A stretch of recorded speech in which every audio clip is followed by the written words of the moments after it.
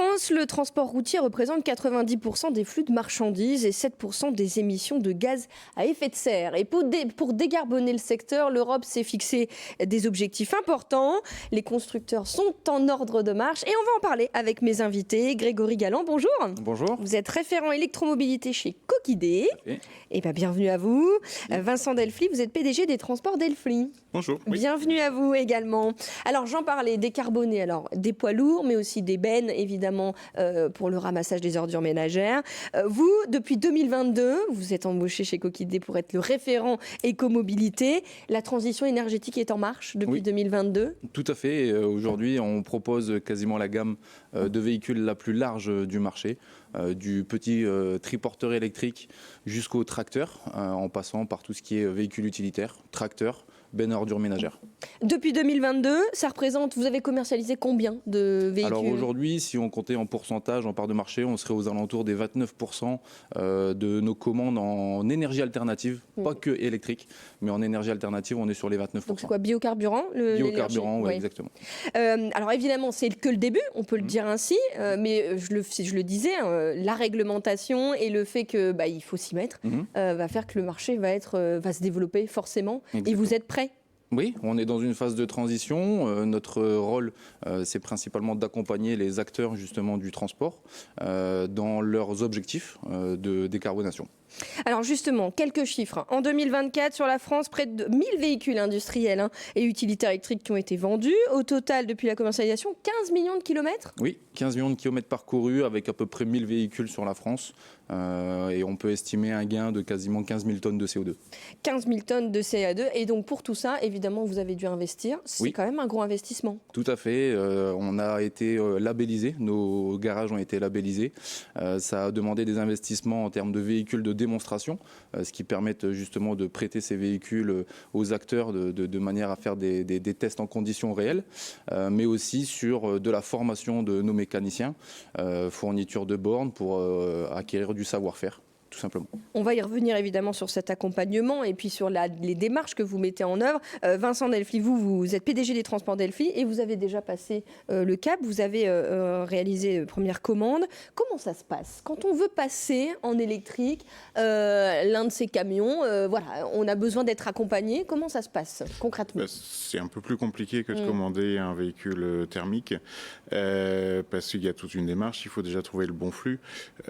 Aujourd'hui, on en est au début des camions électriques, en tout cas sur la gamme lourde et sur la gamme des tracteurs. Et donc, il faut trouver le bon flux avec des endroits pour se recharger, avec une distance pas trop longue.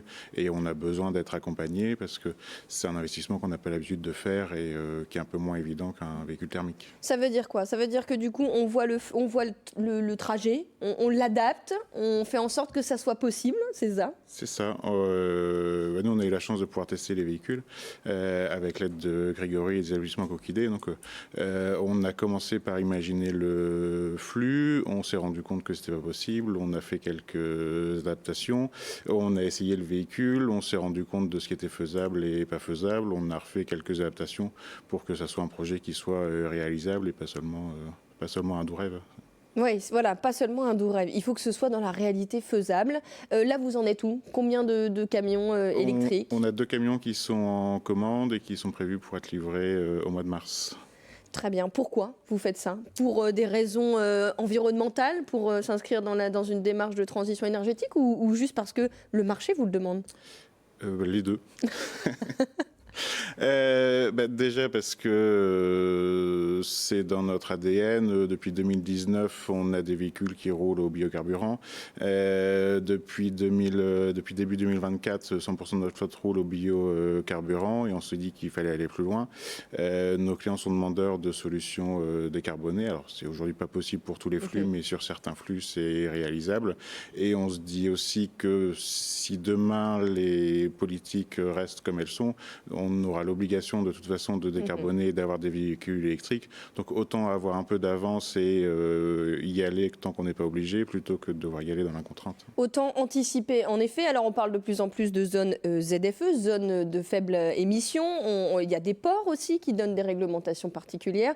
Autant y aller maintenant. Selon vous, c'est stratégique ça ? C'est une vraie stratégie ? Oui, on a On a des aides pour y aller.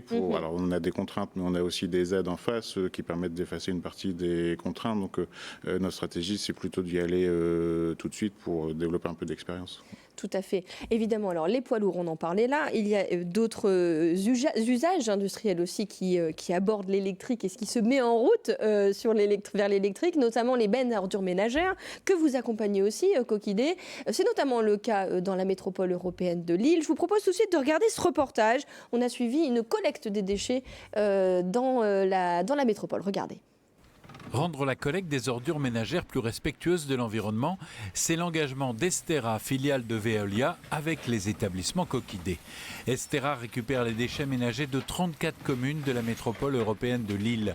Mot d'ordre, décarboner la collecte. Parmi les mesures les plus concrètes, l'investissement dans l'une de ces 12 bennes à ordures ménagères Renault Trucks entièrement électriques. Ça change beaucoup de choses, il ne fait pas du tout de bruit. C'est vraiment très silencieux, donc c'est plutôt agréable pour la conduite. Ça casse pas les oreilles aux riverains dès le matin à 6h du matin, ce qui est plutôt une bonne chose. Et voilà, en ensemble, c'est plutôt agréable d'avoir un camion tout neuf. Aujourd'hui, pour des impératifs d'autonomie, une centaine de kilomètres en tout électrique, les bennes tournent essentiellement en zone urbaine. Au bout d'un an d'exploitation, le bilan est très positif. Au moment du renouvellement de ces marchés, donc dans l'appel d'offres, une vraie volonté de décarboner. Et ça passait entre autres par le matériel roulant. Ce qu'il faut savoir, c'est que ces camions, ils font à peu près 1,5 million de kilomètres et demi, 1,5 million kilomètres par an. On a fait le choix d'être assez audacieux sur l'électrique, puisque d'acheter tout de suite jusqu'à 12 camions électriques, c'était ambitieux parce que c'était une première. On a la plus grosse flotte de camions électriques, de bennes à ordures ménagères électriques. L'objectif est ambitieux. Une diminution de 50% des émanations de gaz à effet de serre en 2024. Et pour ça, il nous fallait un partenaire qui nous donne confiance. Ça a été Coquidé avec des châssis Renault Truck qui, en spécialisant leurs ateliers proches de nos sites de production, notamment à Ronques, nous ont donné confiance. Et aujourd'hui, le bilan il est très positif parce que, contrairement à ce qu'on avait pu imaginer, on n'a pas du tout essuyé les plâtres. Ça a été très vite opérationnel. Et aujourd'hui, on est plutôt très content de cette première année de fonctionnement. Après environ 7 heures, il est temps de faire le plein d'énergie. Des bornes de recharge lentes et rapides ont été installées sur le site d'Estera. Elles permettent une seconde tournée par jour. Ces camions, tout électriques Renault Trucks, complètent une flotte de bennes à ordures ménagères qui, elles, tournent au biogaz. Quant à l'entretien des camions électriques, il est simplifié par le partenariat d'Estera avec les établissements Coquidé. Le garage Renault Trucks est à quelques centaines de mètres du dépôt d'Estera. Les mécaniciens ont été formés spécialement sur les moteurs électriques. Bon là, Grégory, on se rend bien compte de l'accompagnement que vous mettez en place, c'est vraiment de A à Z. Là, quand on parle électrique, on parle évidemment autonomie. Là, on en est à combien de kilomètres d'autonomie en ce qui concerne les bennes, mais aussi les poids lourds? Là, on en est où? Alors aujourd'hui, c'est difficile de pouvoir donner un nombre de kilomètres. Il y a plein de facteurs qui jouent justement sur l'autonomie des véhicules. C'est pour ça qu'on a la possibilité, on a des outils en fait informatiques qui nous permettent de simuler via une activité bien définie l'autonomie qu'on pourrait proposer via nos véhicules électriques. Finalement, vous levez tous les freins qui pourraient éviter l'acquisition d'un véhicule électrique. Les freins, ce sont lesquels? C'est ça, l'autonomie, c'est la recharge peut-être? Alors, oui, l'autonomie et la recharge. Aujourd'hui, nous, notre rôle, c'est vraiment de comprendre les attentes et les objectifs de nos clients et de les accompagner pour faire preuve de vraiment de proximité avec nos clients. Parce que évidemment qu'il y a des poids lourds qu'on peut recharger en cours de journée, donc il faut des bornes de recharge rapides. Ça représente une puissance incroyable, j'imagine, pour un poids lourd. Pas vraiment. Pas forcément? Non, pas forcément. Aujourd'hui, en fait, on a plusieurs puissance de borne qu'on peut proposer au client, tout va dépendre en fait du temps et du délai que le client a besoin pour recharger son véhicule. Aujourd'hui, on peut parler de recharge nocturne sur des bornes relativement pas très puissantes qui vont permettre une recharge complète en une nuit. Par contre, c'est vrai que si on a besoin de recharger en 1 heure pour pouvoir obtenir plus de kilomètres, à ce moment-là, il faudra des bornes un petit peu plus puissantes. Alors évidemment, il y a la démarche de s'inscrire dans une transition énergétique et on vous entendait. C'est vrai que c'est important de prendre de l'avance et puis même de répondre aux enjeux qui sont les nôtres. Le rapport coût-bénéfice, un PDG va vous dire je vois le coût, je vois le bénéfice. Qu'est-ce qu'on peut dire là-dessus? Ça coûte plus cher évidemment, mais ça, c'est un bénéfice pour la planète et un bénéfice aussi pour l'entreprise après. Bien sûr, aujourd'hui il ne faut pas se voiler la face. Un véhicule électrique coûte 2,5 fois, voire 3 fois plus cher qu'un véhicule thermique.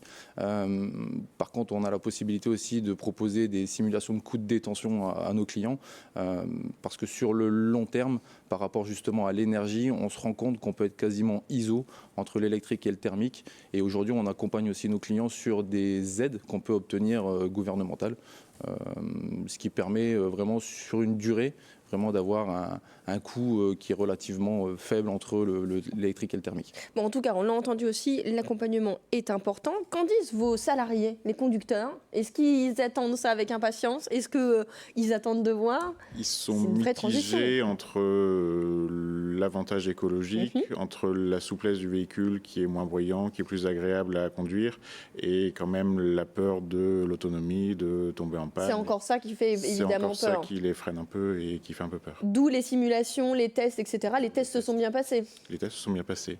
Bon. Le camion a réussi à revenir jusqu'à sa base sans problème. Donc oui, les tests se sont bien passés. Alors là, vous nous disiez 2 véhicules qui sont en commande. Vous prévoyez déjà d'en commander de véhicules supplémentaires? On a déjà posé une option pour 2 véhicules supplémentaires, mais on va quand même attendre d'avoir les 2 premiers en exploitation avant de valider la commande des 2 suivants. Bon, en tout cas, tout ça est en marche et c'est évidemment, comme je le disais bien, pour la planète et ça répond aux enjeux climatiques. Merci beaucoup à tous les deux d'avoir été avec nous. Et puis vous retrouvez bien sûr toutes les informations, si vous voulez des informations, sur les sites de Coquidé, du garage Coquidé Renault Trucks. Merci beaucoup, à bientôt.